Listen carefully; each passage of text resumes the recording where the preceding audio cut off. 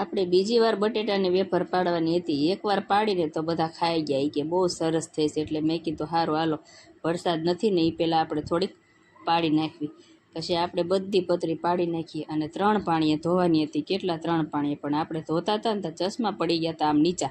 તો આ મને કે પેલા ચશ્મા હરખા કર નહીતર જાશે વેફરમાં. એ કે તમે તો એ વાત હાશી. અને પછી આપણે કરી નાખ્યા ચશ્મા હરખા અને પછી આપણે આ પાણી આમાં લઈ અને પલાળવાની હતી વેફર અને થોડીક અમથી ફટકડી નાખવાની હતી. એટલે રાતે આપણે બધી પતરી પાડી અને પલાળવાની હતી, કારણ કે સવારે છે ને સરસ મજાની વ્હાઇટ કલરની થાય. એટલે આવી રીતે વેફર મેં બનાવી.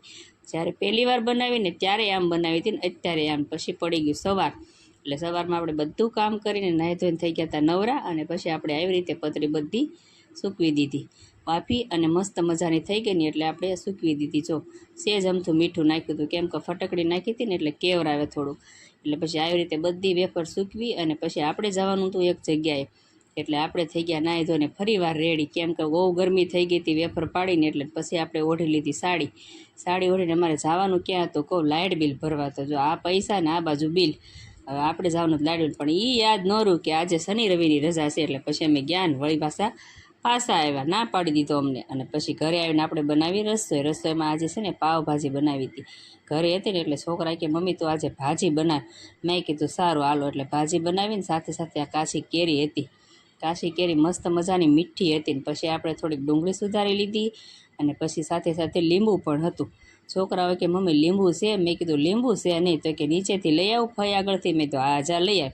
એટલે ત્યાંથી લીંબુ લઈ આવ્યો અને પછી આપણે કાપી અને આમાં નાખવાનું હતું. પછી હાલો તમે બધાએ જમવા. મારા વાળે છૂટી જતા હતા, ગરમી એવી થતી હતી ને હેરાણે એવા થતા હતા. પછી આ મને કે જમવા બેસવું છે. મેં તો સરસ, પણ બેઠા ને તમારા મોટા ભાઈ હામાં સૂતા હતા. મેં કીધું હાલ ભાઈ જમવા. તો કે મમ્મી બહુ ગરમી થાય, એ મેસ રમીને આવે ને એટલે ગરમીમાં ઘામી જાય. મેં કીધું કાંઈ વાંધો નહીં. કીધું હાલ 2 પંખા કરવી. એટલે આપણે ટેબલ ફેન અને ઉપરનો પંખો 2 પંખા કરી દીધા.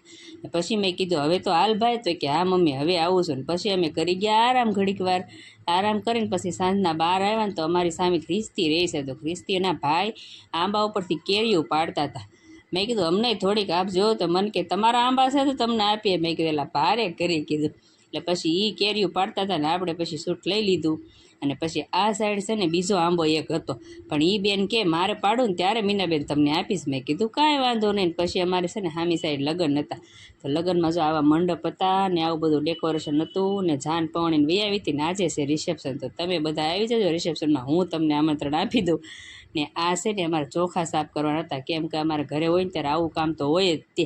પછી આપણે લઈ લીધા હાન પડી ગઈ એટલે ચોખા સાફ કરવાનું. આવજો, બાય બાય, ટાટા.